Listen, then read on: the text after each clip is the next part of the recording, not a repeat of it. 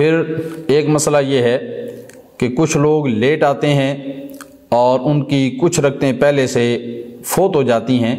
اور کچھ رکعتیں وہ امام کے ساتھ ادا کرتے ہیں، تو جو ان کی رکعتیں پہلے فوت ہو چکی ہوتی ہیں ان کو وہ کب پڑھیں گے؟ تو ان کے پڑھنے کا طریقہ کار یہ ہے کہ جب امام صاحب 20 رکعتیں پوری کر لیں تو اگر وطر جو ہیں وہ جماعت کے ساتھ ادا کیے جائیں تو پہلے وطروں کو جماعت کے ساتھ ادا کر لیں اور اس کے بعد جو رکعتیں رہ گئی ہیں ان کو پڑھ لیں، اور اگر کوئی وطروں کو جماعت کے ساتھ نہیں پڑھنا چاہتا تو پہلے وہ اپنی بقیہ رکعتیں پوری کر لے اور بعد میں وطر جو ہے وہ اپنے الگ بھی پڑھ سکتا ہے۔ تو اسی طرح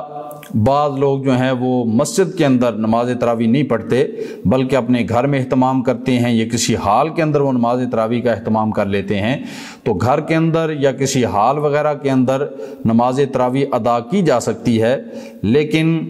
ان کے لیے ضروری ہے کہ وہ عشاء کے جو فرض ہیں وہ جماعت کے ساتھ مسجد میں جا کے پڑھیں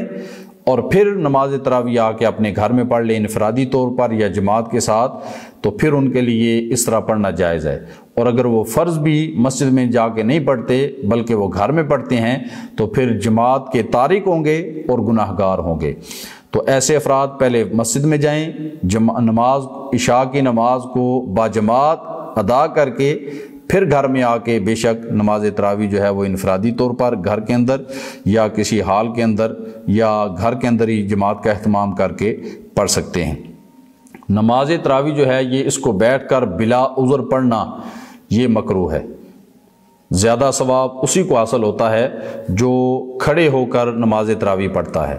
اور اگر کوئی بغیر عذر کے بیٹھ کر پڑھتا ہے نماز تراویح اس کی ہو جائے گی، لیکن ایسا کرنا مناسب نہیں، بلکہ بعض فقہاء کے نزدیک ان کی نماز تراویح اگر بلا عذر وہ بیٹھ کے پڑھتا ہے تو ادا ہی نہیں ہوگی۔ تو زیادہ ثواب اسی کو ملے گا جو نماز تراویح کھڑا ہو کے ادا کرے گا۔ اللہ تعالی ہم سب کو یہ مسائل سمجھ کر ان پر عمل کرنے کی توفیق عطا فرمائے۔